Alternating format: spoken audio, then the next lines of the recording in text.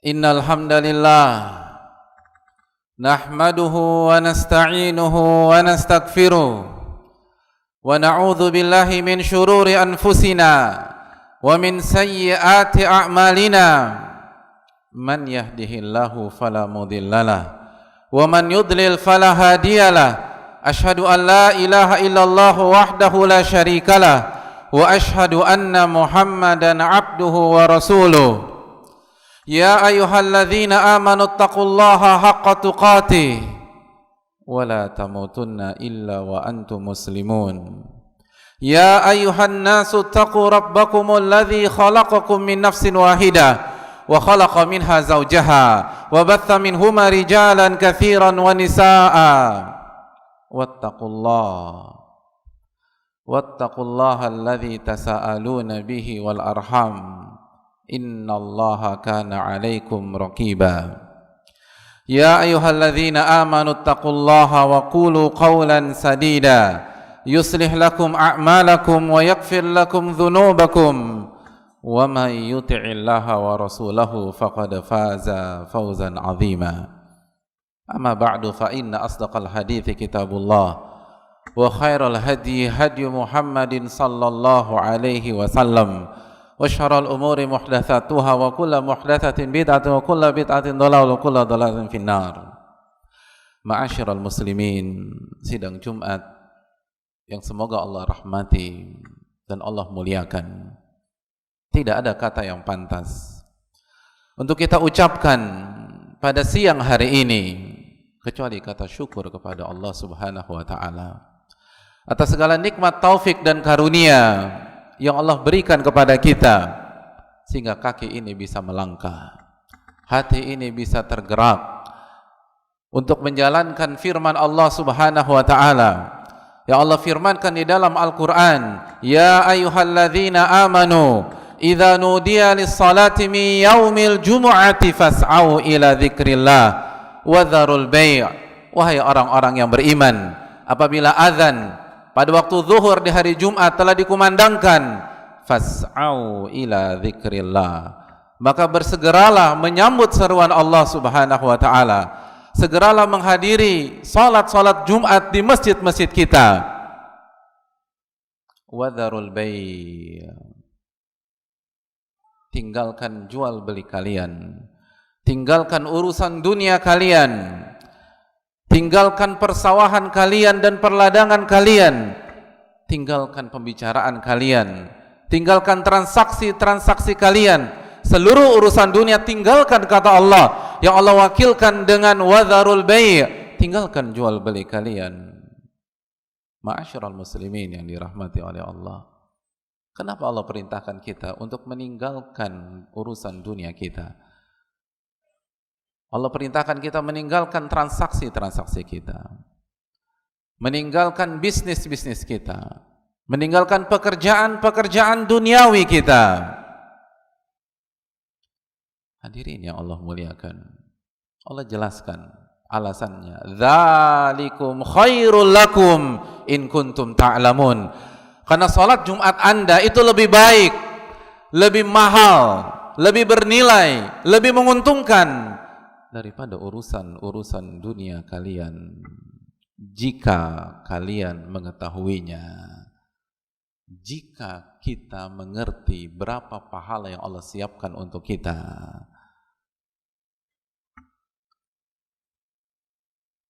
Oleh karena itu bersyukurlah kepada Allah yang memberikan taufik kepada kita sehingga detik ini kita bisa mengerjakan sebuah kegiatan yang lebih mahal daripada dunia dan isinya. Ma'asyiral muslimin yang Allah muliakan, selanjutnya salawat dan salam semoga senantiasa tercurahkan kepada junjungan kita, Nabi besar kita, Nabi besar Nabi Muhammad sallallahu alaihi wasallam beserta para sahabat beliau, ahlil bait beliau dan seluruh orang yang istiqamah berjalan di bawah naungan sunnah beliau sampai hari kiamat kelak. Ma'asyiral muslimin yang Allah muliakan, suatu ketika seorang ulama besar di masa klasik yang bernama Bishr Al-Hafi rahimahullahu ta'ala pernah ditanya tentang orang-orang yang semangat beribadah di bulan suci Ramadan, namun begitu memasuki bulan Syawal, berakhirnya Ramadan, maka hilang juga semangat mereka dalam beribadah kepada Allah Subhanahu wa ta'ala. Orang-orang yang semangat membaca Al-Quran, menuntut ilmu agama di Ramadan, kerjaannya ruku' dan sujud ketika di Ramadan, menjaga salat tarawih berjamaah, lalu dihidupkan lagi qiyamul lail dan tahajudnya di tengah malam. Namun begitu satu Syawal datang, lalu ia menjalani hari-harinya di bulan Syawal, maka semua hanya tinggal kenangan. Hilanglah salat berjamaah di masjidnya, hilanglah kecintaannya dengan masjid, padahal dia beriktikaf di 10 malam terakhir. Hilanglah khataman-khataman Al-Quran tersebut. Ia lupa bahwa tugas dia di dunia adalah beribadah kepada Allah Subhanahu wa ta'ala. Apa jawab Al-Imam Bishr Al-Hafi ma'asyiral muslimin? Beliau mengatakan, bi'sal qaum la ya'rifuna Allah illa fi Ramadan. Seburuk-buruk kaum adalah orang-orang yang tidak mengenal Allah kecuali di Ramadan.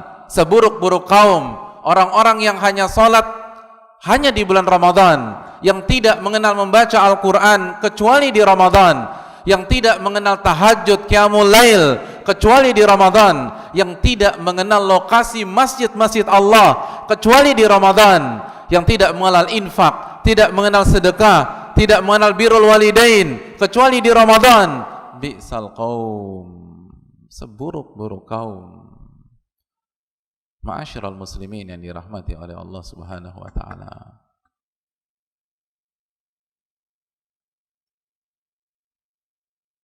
Kita akan memasuki pertengahan bulan Syawal, dan fenomena tahunan itu kembali terjadi.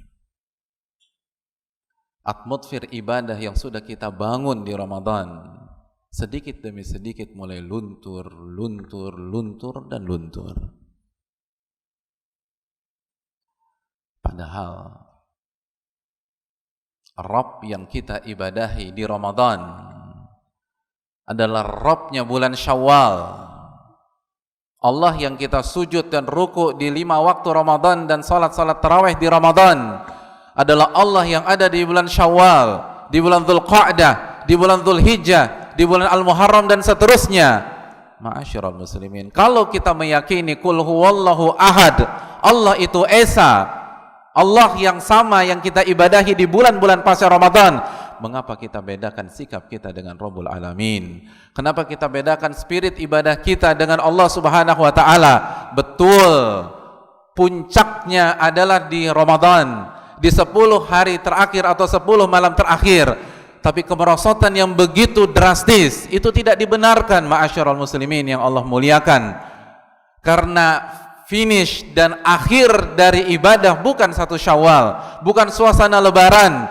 Akhir dari ibadah yang kita lakukan adalah firman Allah dalam surat Al-Hijr ayat 99, ketika Allah berfirman, wa'bud rabbaka hatta ya'tiyakal yaqin, dan beribadahlah kepada Rabb Anda sampai datang keyakinan, sampai datang kematian, sampai datang malaikat maut menjemput nyawa kita. Itulah akhir dari segala salat, puasa, zikir dan persembahan kita kepada Rabbul Alamin. Adapun jika hari itu belum datang, maka kita masih dibebankan syariat, ma'asyiral muslimin. Kita masih diperintahkan untuk menjaga salat, kita masih diperintahkan untuk membaca Al-Qur'anul Karim, kita masih diperintahkan untuk memakmurkan masjid-masjid Allah, kita masih diperintahkan untuk menuntut ilmu agama, kita masih diperintahkan untuk mengamalkan apa yang terkandung di dalam Al-Qur'anul Karim dan hadis-hadis Nabi SAW yang sahihah. Ma'asyiral muslimin yang semoga Allah muliakan dan berkahi kehidupan kita semua. Nabi kita SAW bersabda dalam hadis yang dikeluarkan Al-Imam Muslim, man shoma Ramadan thumma atba'ahu sittan min Syawal kana kasiyami dahr. Barang siapa yang berpuasa di bulan suci Ramadan lalu dia lanjutkan dengan puasa 6 hari di bulan Syawal, maka ia akan mendapatkan pahala setahun penuh dari Allah Subhanahu wa taala. Puasa di Ramadan lalu 6 hari di bulan ini, kita hanya diminta memilih 6 hari dari 29 atau 30 hari yang Allah sediakan di bulan Syawal, maka kita akan mendapatkan pahala puasa selama 1 tahun penuh. Ulama mengatakan, karena satu kebaikan dikali 10 oleh Allah Subhanahu wa taala, maka 30 Ramadan menjadi 300 pahala, lalu 6 hari Syawal menjadi 60 pahala. Jadi kurang lebih 1 tahun kita berpuasa. Ma'asyiral muslimin yang Allah muliakan, mungkin ada yang bertanya, lalu apa bedanya dengan puasa sunnah yang lain?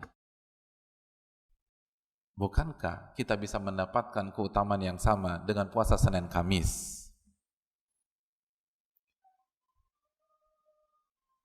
Kalau kita kerjakan selama 36 hari misalnya, Senin Kamis, Senin Kamis, Senin Kamis. Atau puasa Nabi Daud.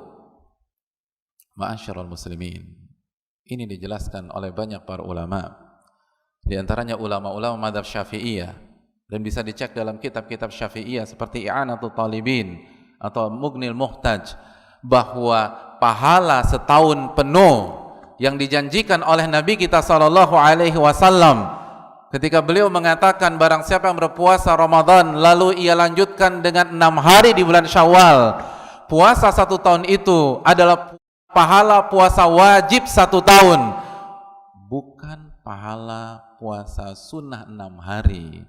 Puasa wajib 1 tahun, 6 hari Syawal, pahalanya adalah pahala puasa wajib, disejajarkan dengan puasa Ramadan.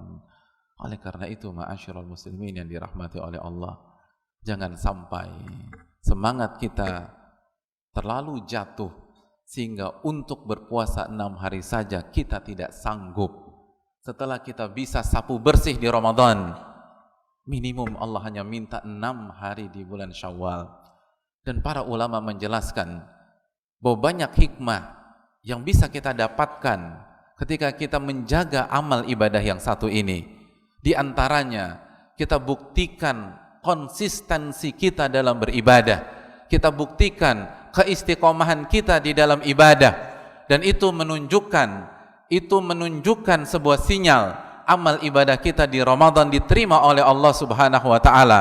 Karena para ulama mengatakan bahwa tanda amal ibadah kita di Ramadan diterima oleh Allah Subhanahu wa taala adalah keistiqomahan kita setelah bulan Ramadan.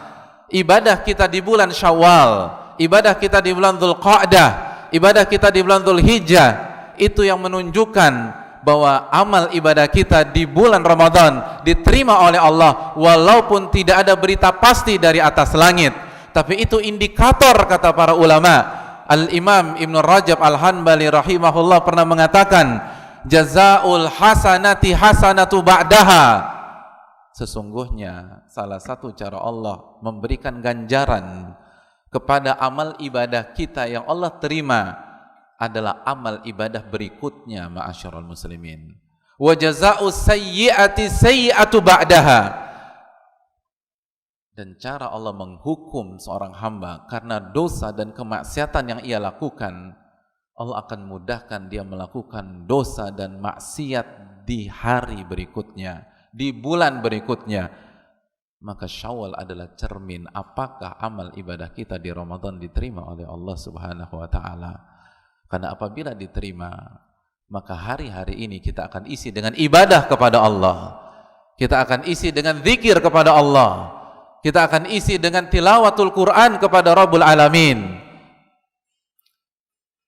Hadirin yang dirahmati oleh Allah Subhanahu wa taala, bagaimana kita bisa bertahan 11 bulan ke depan jika di bulan Syawal saja kita sudah terjatuh dan tersungkur?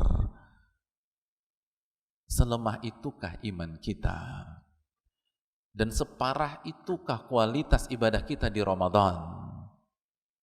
Ini adalah pembuktian setiap hamba kepada Rabbul Alamin. Ma'asyiral muslimin yang dirahmati oleh Allah. Lalu para ulama menjelaskan bahwa di antara hikmah diamalkannya puasa 6 hari di bulan Syawal,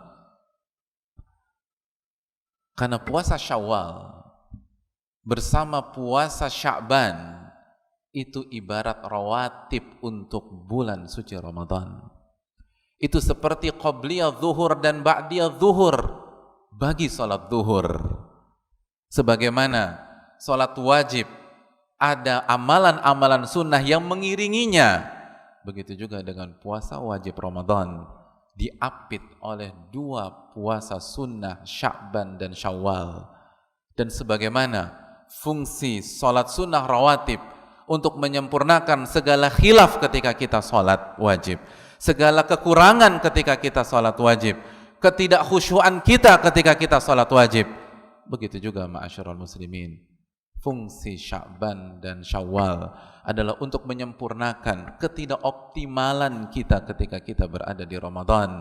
Mata-mata yang tidak terjaga selama di Ramadan, lisan-lisan yang keceplosan atau melakukan hal yang haram ketika di Ramadan, telinga-telinga yang mendengarkan hal yang Allah tidak suka ketika di Ramadan, langkah-langkah kaki yang ternyata lebih sering ke arah duniawi daripada ke akhirat ketika di Ramadan, itu akan disempurnakan dan dioptimalkan dengan puasa sunnah di bulan Syawal ini. Ma'asyiral muslimin, siapa di antara kita yang bisa sempurna ketika puasa Ramadan? Siapa di antara kita bisa mengamalkan puasa yang benar-benar puasa, kata para ulama, yang mempuasakan matanya secara sempurna di Ramadan, yang mempuasakan lisannya dengan sempurna di Ramadan, yang mempuasakan telinganya dengan sempurna di Ramadan, mempuasakan tangannya dengan sempurna dan kakinya dengan sempurna? Tidak ada di antara kita. Oleh karena itu, rahimallahum ra'an arafa qadra nafsi. Semoga Allah merahmati, kata para ulama, orang yang tahu dirinya sendiri. Ketika seorang hamba tahu bahwa Ramadan kemarin, sehebat apapun dia, masih jauh dari kata sempurna, maka dia akan berusaha memaksimalkan amalan di bulan Syawal ini. Kalau tidak demikian, lalu bagaimana pertanggungjawaban kita di hadapan Allah pada hari kiamat kelak? Oleh karena itu, hadirin yang Allah muliakan, jaga amal ibadah kita di bulan ini, dan jangan sampai seperti seorang wanita, kata Allah, yang setelah berhasil merajut, lalu ia urai lagi rajutannya. Wala takunu kallati naqadat ghazlaha min ba'di quwwatin ankatha. Jangan sekali-kali seperti seorang wanita yang merajut, lalu setelah jadi rajutannya, ia urai lagi rajutan-rajutan tersebut. Jangan sampai rajutan ibadah kita, rajutan tauhid kita, rajutan bacaan Al-Quran kita urai lagi dengan malasnya ibadah kita di bulan Syawal, sehingga semua kembali mulai dari nol dan seringkali minus di buku catatan akhirat kita nanti. Aku qouli hadza wa astaghfirullah li wa lakum. Alhamdulillah. Alhamdulillahi wa kafa, wassalatu wassalamu ala nabiyil mustafa wa ba'd. Ma'asyiral muslimin yang dirahmati oleh Allah, salah satu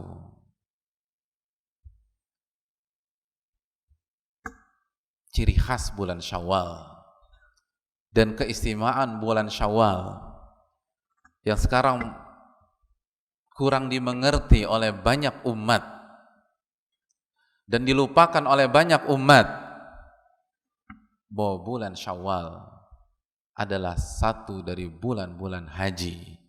Ketika Allah Subhanahu wa taala berfirman dalam surat Al-Baqarah ayat 197, wal hajju asyhurum ma'lumat, dan haji ada pada bulan-bulan yang telah diketahui. dan para ulama kita. Sebagaimana riwayat dari Abdullah bin Umar, dan ini penjelasan para ulama kita dari lintas madhab termasuk madhab Imam Syafi'i, bahwa salah satu bulan-bulan haji adalah bulan Syawal. Oleh karena itu, ma'asyiral muslimin yang Allah muliakan, di bulan ini para ulama mengajak kita untuk membawa atmosfer haji di dalam kehidupan kita keseharian, membawa atmosfer haji dalam setiap derap langkah kita. Bagi kita yang belum pernah berangkat haji, jadikanlah momentum bulan ini untuk mendaftar haji. Karena kalau kita tidak daftar hari ini, kapan lagi kita mau daftar, ma'asyiral muslimin? Dan kita tahu bahwa antrian di negeri kita luar biasa lamanya. Maka daftarlah secepat mungkin. Daftarlah begitu kita punya rizki, begitu kita dikasih rizki oleh Allah subhanahu wa ta'ala. Hadirin yang dirahmati oleh Allah subhanahu wa ta'ala, tidak ada satupun ayat di dalam Al-Quran yang mewajibkan kita punya rumah atau beli rumah. Tidak ada satupun ayat di dalam Al-Quran yang mewajibkan kita membeli sebuah mobil atau motor. Tapi Allah subhanahu wa ta'ala berfirman dalam surat Ali Imran, walillahi 'alan nasi hijjul baiti man istata'a ilaihi sabila. Dan di antara hak Allah yang harus ditunaikan oleh manusia adalah pergi haji jika dia mampu sampai ke tanah suci. Allah perintahkan kita haji, ma'asyiral muslimin. Allah yang memberikan jantung untuk kita, yang memberikan organ-organ tubuh untuk kita. Coba kita renungkan, apabila kita punya masalah dengan ginjal kita, lalu ada seseorang memberikan ginjalnya secara gratis buat kita, lalu setelah 1 tahun dari donor ginjal tersebut, dia undang kita ke sebuah negara di Timur Tengah tanpa dibelikan tiket dari dia, kita disuruh modal sendiri. Apakah kita bisa menolak undangan dia tersebut? Tidak. Kita akan merasa utang budi, dan harga tiket pesawat serta akomodasi tidak ada apa-apanya dibanding ginjal yang ia berikan kepada kita. Lalu bagaimana dengan Allah yang telah memberikan semuanya untuk kita, yang telah memberikan jantung untuk kita, ginjal untuk kita, usus 12 jari untuk kita, yang Allah lancarkan pembuluh darah dalam diri kita, yang kalau Allah pecahkan 1 pembuluh darah di otak kita saja, tidak ada satupun manusia yang akan menghargai kita. Kita akan tergulai, kita akan jatuh, dan kita tidak punya kehidupan sama sekali. Ar-Rahman Ar-Rahim itu mengundang kita. Sebuah hal yang sangat miris. Banyak sebagian dari kita sudah bisa menginjakan kakinya ke sebuah objek wisata, ke negara-negara lain, padahal ia tidak pernah diundang sama bupati di objek wisata tersebut. Dia tidak pernah diundang oleh gubernur di daerah objek wisata tersebut. Dia tidak pernah diundang oleh presiden di mana dia pergi ke negara tersebut. Tapi Allah subhanahu wa ta'ala undang dia untuk ke Arafah, undang dia untuk ke Muzdalifah, undang dia untuk ke Mina, sekalipun dia tidak tertarik untuk pergi ke sana. Padahal Allah yang kasih semuanya untuk dia. Tidak punya waktu. Padahal rizkinya dari Allah subhanahu wa ta'ala, kecerdasannya dari Allah subhanahu wa ta'ala, sawahnya dari Allah subhanahu wa ta'ala. Hadirin, Allah hanya minta kita ke sana minimum sekali seumur hidup. Kewajiban haji hanya sekali seumur hidup. Hidup ini hanya sekali. Masa kita nggak pernah ke sana? Masa kita nggak pernah berdoa di Arafah? Sebaik-baik doa, doa di padang Arafah tanggal 9 Dzulhijjah. Alangkah ruginya kita diberikan kesempatan hidup puluhan tahun oleh Allah, tapi tidak punya kesempatan atau tidak mau berusaha mendapatkan kesempatan untuk doa di Arafah, padahal ia mampu. Adapun tidak mampu, tidak ada masalah jamaah. La wajib ma'al ajas dalam ilmu kaidah fikih. Tidak ada kewajiban kalau dia tidak mampu. Dan ayatnya pun jelas, man istata'a ilahi sabila. bagi yang mampu sampai di sana. Hadirin yang Allah muliakan, tapi betulkah kita tidak mampu? Jujurkah kita ketika kita mengatakan tidak mampu? Bisakah kita jawab pertanyaan Allah pada hari kiamat nanti? Tetangga gampang untuk kita yakinkan bahwa kita tidak mampu. Teman mudah kita yakinkan bahwa kita tidak mampu. Tapi Malik Yaumiddin akan bertanya tentang uang kita satu demi satu rupiah tersebut. La tazulu qadama 'abdin yaumal qiyamah. Kaki seorang hamba tidak akan beranjak dari sisi Allah hatta yus'al an arba, sampai dia ditanya tentang 4 perkara, dan diantaranya wa an malihi min aina tasaba wa fima anfaqah. Dia akan ditanya tentang uangnya serupiah demi serupiah, dari mana dia dapatkan dan kemana dia alokasikan. Dan Allah tanya kenapa tidak pernah berangkat ke sana, padahal kalau dikumpulkan bisa jadi kita akan punya kemampuan berangkat bukan hanya sekali, tapi bisa jadi 2 kali, 3 kali, 4 kali. Tapi karena selama ini prioritas beli barang duniawi lagi, atau karena ketidakapikan dalam menabung untuk haji, semua hanya tinggal kenangan. Ma'asyiral muslimin, berangkat haji adalah perjalanan ajaib. Nabi SAW bersabda, tabi'u bainal haji wal umrah, selang-selinglah antara haji dan umrah. Fa innahuma yanfiyanil faqra wadh dhunub, karena haji dan umrah akan menghilangkan kemiskinan dan dosa. Allahu akbar. Hadis sahih riwayat Imam Tirmidzi. Haji akan menghilangkan kemiskinan dan dosa. Perjalanan ke tempat lain itu akan menguras harta kita, tapi tidak dengan haji. Justru menjadi daya magnet untuk rizki kepada kita. Hadirin yang dirahmati oleh Allah, memang biayanya tidak mudah, tapi kan Allah ganti jamaah. Memang biayanya tergolong mahal buat sebagian kita, tapi kan Allah ganti hadirin. Kecuali kalau Allah nggak ganti, ini Allah ganti. Salah satu hal yang harus kita pikirkan pada bulan ini adalah bagaimana caranya kita mengerjakan ibadah haji, dan sudah maksimalkah usaha yang kita perbuat jamaah sekalian. Oleh karena itu, tabunglah dan daftarlah. Dan bagi yang sudah haji atau yang benar-benar tidak mampu, walaupun hanya untuk menabung ia tidak mampu, maka paling tidak resapi nilai-nilai iman yang ada di dalam haji yang pernah kita kerjakan tersebut.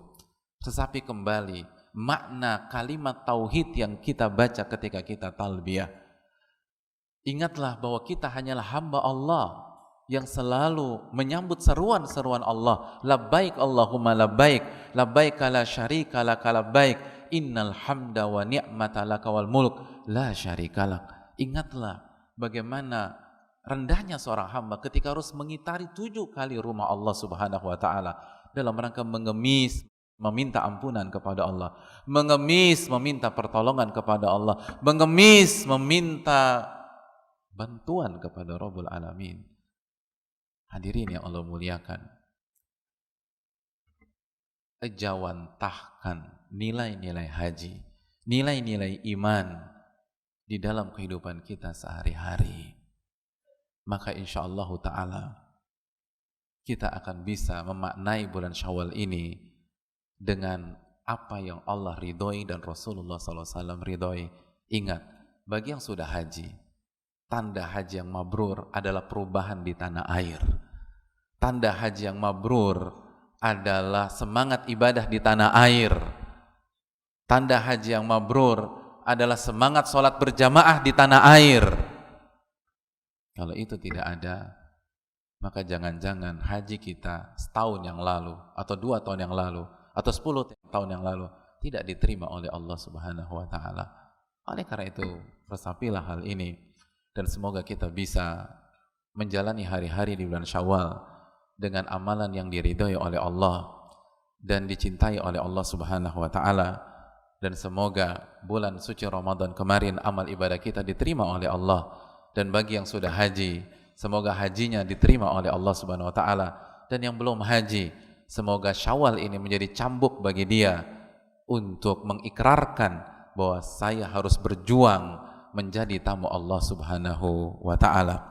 Innallaha wa malaikatahu yusalluna 'alan nabi ya ayyuhalladzina amanu sallu 'alaihi wa sallimu taslima. Allahumma salli 'ala Muhammad wa 'ala ali Muhammad kama sallaita 'ala Ibrahim wa 'ala ali Ibrahim innaka Hamidum Majid.